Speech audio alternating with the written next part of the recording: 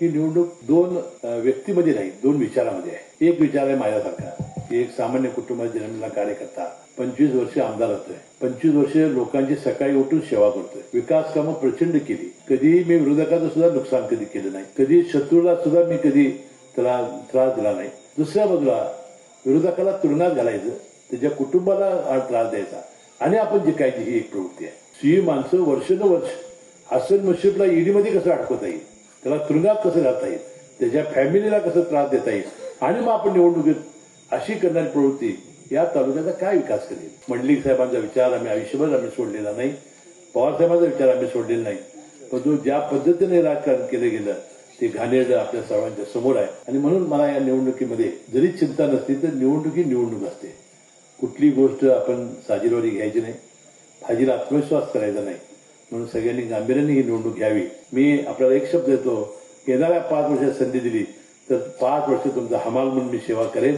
हृदयरोग, diabetes, blood pressure, thyroid, kidney विकार, श्वसन विकार, पॅरालिसिस, संधिवात यावर अत्याधुनिक तंत्रज्ञानाद्वारे उपचार. General surgery, laparoscopic surgery, euro surgery तसंच न्यूरो सर्जरी इत्यादीसाठी प्रगत तंत्रज्ञान आणि सुसज्ज अतिदक्षता विभाग. महालक्ष्मी हेल्थकेअर सेंटर संचलित सूर्या मल्टी स्पेशालिटी हॉस्पिटल, कोंडावळ चौक, लक्ष्मीपुरी, कोल्हापूर. या निवडणुकीमध्ये आता मी 7व्यांदा आपल्या या अक्षताला उभा राहणार आहे. कारण 5 वेळा निवडून आलो, एकदा संजय बाबा निवडून आले. मी संजय बाबांचा आणि संजय मंडिका दोघांचाही आभारी आहे की त्यांनी या ऐतिहासिक वळणावर मला पाठिंबा देण्याचा निर्णय घेतला. बाबांनी तर जाहीरच करून टाकलं. संजय दादा म्हणाले की मी महायुतीचा घटक आहे, तेही आपल्याबरोबर आहेत. आणि म्हणून मला या निवडणुकीमध्ये जरी चिंता नसली तर निवडणूक असते. कुठली गोष्ट आपण साजेलवारी घ्यायची नाही, फाजीला आत्मविश्वास करायचा नाही. म्हणून सगळ्यांनी गांभीर्याने ही निवडणूक घ्यावी एवढी विनंती करतो. म्हणून ही निवडणूक कशी आहे, ही निवडणूक दोन व्यक्तीमध्ये नाही, दोन विचारामध्ये आहे.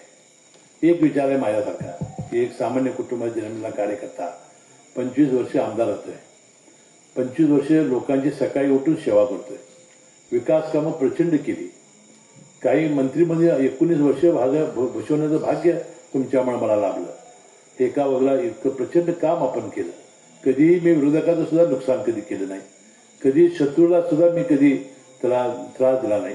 येणाऱ्या सगळ्या माणसाचा मला एवढा वेळच नाही. येणारी एवढी माणसं असतात. सकाळी तुम्ही कोण घरात आला असं बघितलं असा, हजारो लोक दारात सकाळी 5:30-6 पासून असतात. तो कुठला विरोधक कुठलाही बघायची मला वेळच नाही, संधी नाही आणि माझा स्वभावही नाही. आणि म्हणून येणाऱ्या माणसाचं काम करणं हे काम करत आलो. दुसऱ्या बाजूला विरोधकाला तुरुंगात घालायचं, त्याच्या कुटुंबाला त्रास द्यायचा आणि आपण जिंकायची ही एक प्रवृत्ती आहे. आता या सिद्धनेला 100 वर्षापूर्वी शाहू महाराजांनी दिलेली जमीन बंधुमिळती काढून घेऊन त्यांना आज बेघर केणारी प्रवृत्ती आहे आपल्यावर.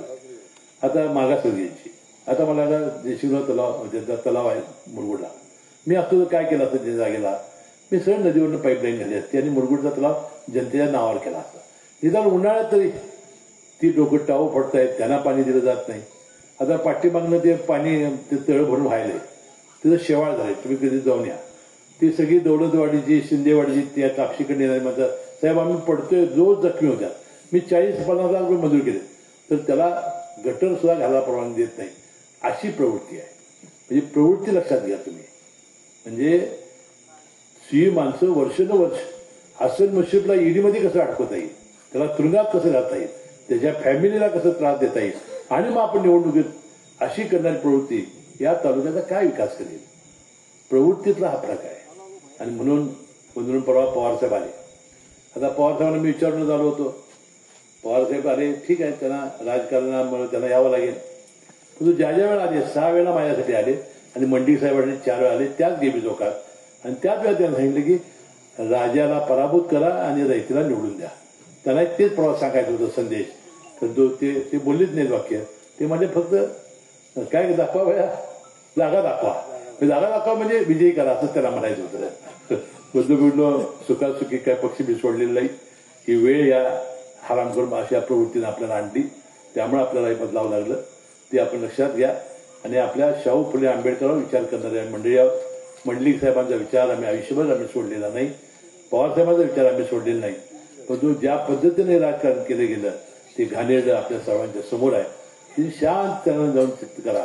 25 वर्ष माझी कारकीर्द आणि आता हे नवीन प्रवृत्त्या ज्या आता उदयाला आल्या आहेत त्यांचे काम याबद्दल शांतपणे चिंतन केल्यानंतर आपल्या लक्षात येईल की या निवडणुकीत हसन मुश्रीफला मत आपण देऊ असा तुमचा विचार होईल असं मला वाटतंय.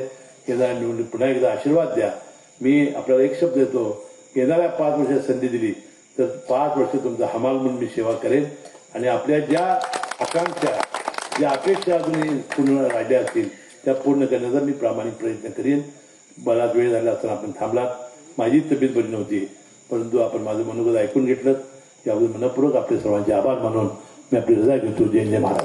अशाच नवनवीन अपडेट पाहण्यासाठी आमच्या KK न्यूज चॅनेलला सबस्क्राईब करा.